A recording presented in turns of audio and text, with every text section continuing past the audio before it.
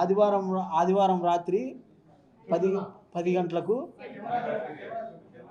ఆదివారం రాత్రి 10 గంటలకు నేను ఇంట్లో భోజనం చేయగా బయట అరుచుకుంటున్నారంటే నేను ఇంట్లో నుంచి బయటకు వచ్చినాను.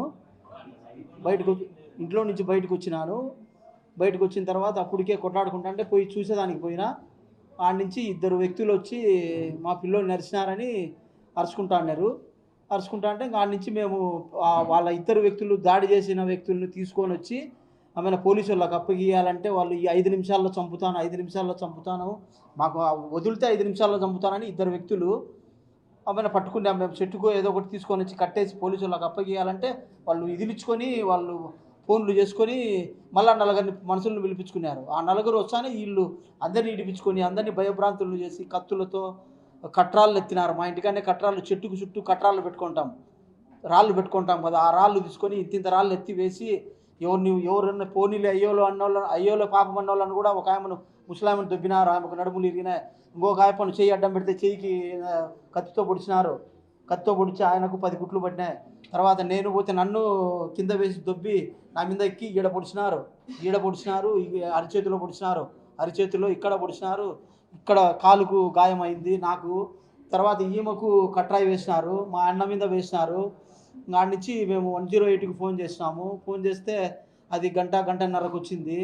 తర్వాత పోలీసు వాళ్ళకి ఫోన్ చేసినారు, పోలీసు వాళ్ళు రాలేదు. 108లో మేము దెబ్బలు తగిలిన వాళ్ళు కటారి దస్తగిరి, నేను కలమల చిన్న దస్తగిరి, నేను మౌలాలమ్మ, ఇంకొక ముసలాయమ్మ సంటెక్క, ఈ 4 108లో ఎక్కించినారు. గంటన్నర తర్వాత రిమ్స్ వచ్చిన తర్వాత రిమ్స్ పోయిన తర్వాత వాళ్ళు ఆల్రెడీ మమ్మల్ని చంపేదానికి వచ్చిన వాళ్ళు ఆల్రెడీ ఉన్నారు రిమ్స్లో, ఓపీలో. మేము ఉండాము అదే రూమ్లో, వాళ్ళు ఒక రూమ్లో ఉన్నారు, మేము అదే రూమ్లోనే ఉన్నాం. వాళ్ళందరూ మమ్మల్ని చూసినారు. మేము ఆరోగ్యం చూపించుకుంటున్నాము, దెబ్బలు చూపించుకున్నాము, ఓపీలు రాపించుకున్నాము. ఇంకా మాకు ఎక్స్రేలు తీపించుకొని రాకుండా అన్నాడు. అందరికీ ఎక్స్రేలు తీపించినాడు. మా అన్న తీపించినాడు. ముందు అందరికీ చూపించిన తర్వాత ఓపీలో నుంచి బయటికి ఒక 500 అడుగులు నడిచి వచ్చానే చెట్ల పొదల్లో నుంచి వచ్చి సడన్గా వచ్చి కత్తులతో ఒక నిమిషంలోనే కత్తులతో పొడిచినారు. అందరు చుట్టుకొని 4-5 మంది చుట్టుకొని పొడిచినారు.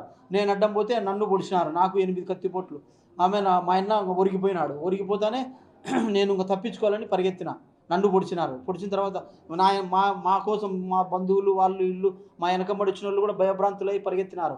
20 మంది దానా మా వెనకబడి వచ్చిన వాళ్ళందరూ 20 మంది మా కత్తిపోట్లు చూసి వాళ్ళు భయపడి పరిగెత్తిపోయినారు. నన్ను పొడిస్తే నేను పరిగెత్తినా కదా, ముబ్బులో ఆ చీకట్లో కనపరానని బైక్తో ఎమ్మడిచ్చి బైక్ తగిలిచ్చి మళ్ళీ గుద్దడము, పిడిగుద్దులు, కత్తిపోట్లతో పొడిచినారు. వాళ్ళ బైక్ మీద నేను ఒరిగితే కత్తిపోట్లు పడినాయి చుట్టూ, అవి లోపలికి పోలేదు. అందుకు నేను బతికిపోయినా.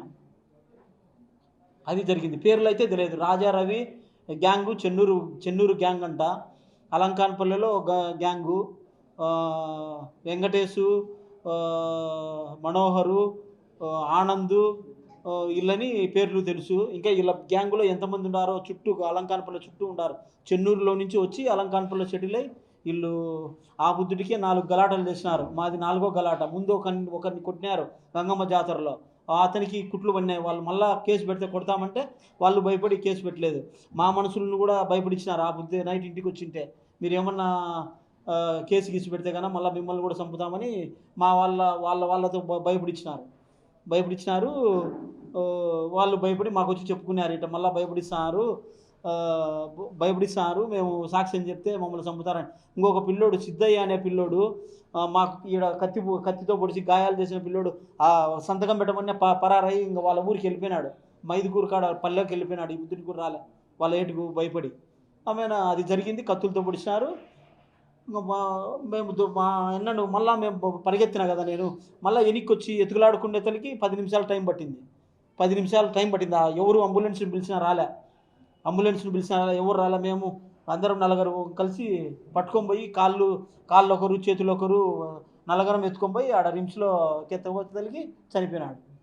అది ఆడ రియల్ జరిగింది.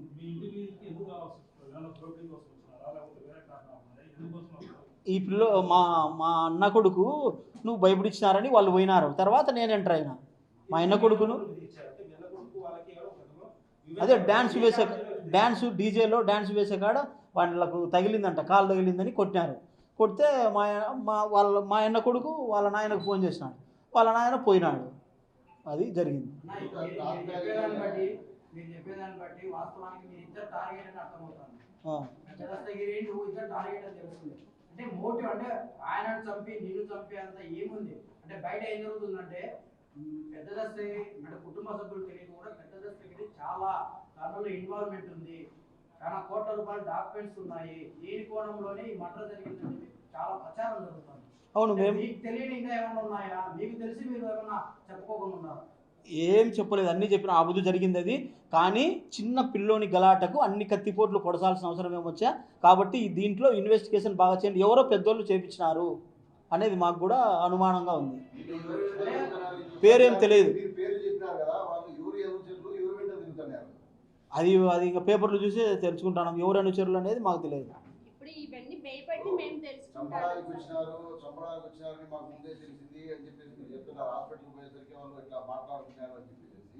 వాళ్ళు ఏ ఉద్దేశంతో అంటే హత్య చేసేంత తీవ్రమైన వాళ్ళకి ఏ రకమైన వాళ్ళకు మాకు ఎలాంటిది లేదు, పిల్లోని డాన్స్ వల్ల వచ్చింది, వాళ్ళు ప్లాన్ ప్రకారం వాళ్ళు సంపాలని స్కెచ్ చేసుకున్నారు. రియల్ ఎస్టేట్ వల్ల ఏం లేదు, రియల్ ఎస్టేట్ చిన్న జాతరలో అది ఏమో అది మీరే చెప్పాలా.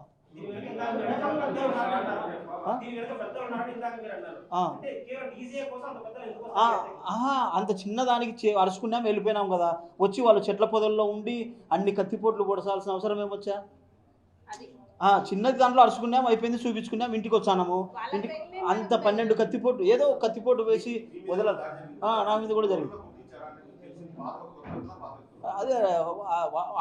అదే సార్ ఫస్ట్ టైం వాళ్ళతో గలాట, ఇంతవరకు మేము గలాట చేసిన వాళ్ళమే కాదు.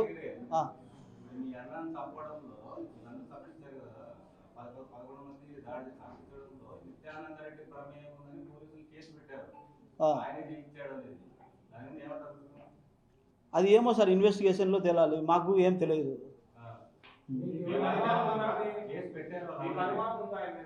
ఎవరికి అది ఏమి గొడవలు లేవు, ఏం లేవు. ఇంకా పేపర్లలో ఏమన్నా ఇప్పుడు ఇన్వెస్టిగేషన్ చేస్తున్నారు కదా, వాళ్ళకు ఏమన్నా ఉంటే తెలుస్తుంది. ఈ పేపర్ కాదు సార్, డాక్యుమెంట్లు మా ఎత్తపోయినారు. ఇప్పుడు మీరు స్థలం అమ్మమంటారు, డాక్యుమెంట్ ఇస్తారు, ఆ డాక్యుమెంట్ మా ఇంట్లో ఉంటుంది, అంతలో ఆ డాక్యుమెంట్ మాది కాదు కదా, అలా డాక్యుమెంట్లు అన్నీ ఉంటాయి, ఎవరెవరియో ఉంటాయి. ఆ డాక్యుమెంట్లన్నీ ఎత్తపోయి మాయ అంటే ఎట్ట? ఎవరి బినామీ మేము కాదు, ఎవరి బినామీ కాదు. అంటే ఇప్పుడు నిత్యానంద రెడ్డి బినామీ ఆయన కాదు, నేను కాదు, రవి సార్ బినామీ కాదు, ఎవరి బినామీ కాదు. జగన్ రెడ్డి సారు మాకు తెలియనే తెలియదు, మా ఆయనకు కూడా తెలియదు, ఇంతవరకు కలిసలే.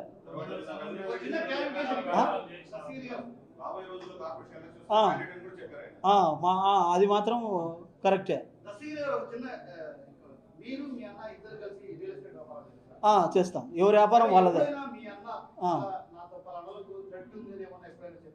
ఏం చెప్పలేదు, ఏం చేయలేదు. మా ఆయన ఏమన్నా చేసిండొచ్చు, ఏదైనా స్థలం కావాలంటే ఇప్పించిండొచ్చు, అంతే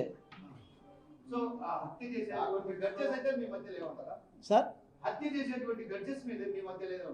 ఏం లేదు, ఆయన మధ్య మా మధ్య లేదు, ఏం లేదు.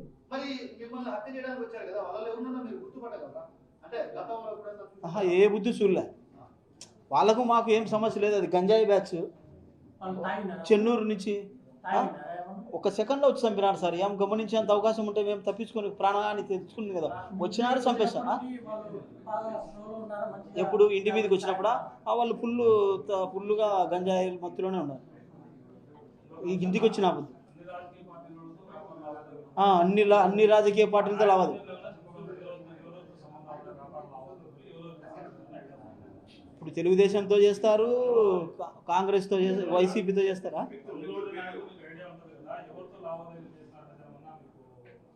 అదే సార్, మీరు అడిగితే వాళ్ళు చేసినారా లేదా అని చెప్తా. ఇప్పుడు ఎవరన్నా ఇప్పుడు సార్ ఉన్నాడు, రవి సారే, పలానా స్థలం కొంటాను సార్ అంటే ఆయన భాగం పెట్టుకుంటాడు, మా ఆయన భాగం పెట్టుకుంటాడు, నాకు అడుగుతాడు ఏమన్నా భాగం పెట్టుకుంటావు అంటే ఓ పావులో పెట్టుకుంటాం, మా ఆయన ఒక పావులో పెట్టుకుంటాడు, అంటే నలుగురం 4 పావులాలు పెట్టుకొని కొంటాం.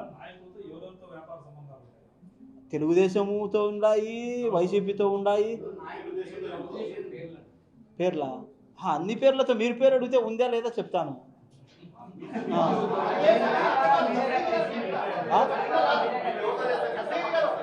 చిన్న విషయం ఏమన్నారంటే మేము తెలుగుదేశం పార్టీ వాళ్ళతో వైసీపీ వాళ్ళతో అన్ని పార్టీ వాళ్ళతో మేము లావాదేవీలు నిర్వహిస్తున్నామన్నారు.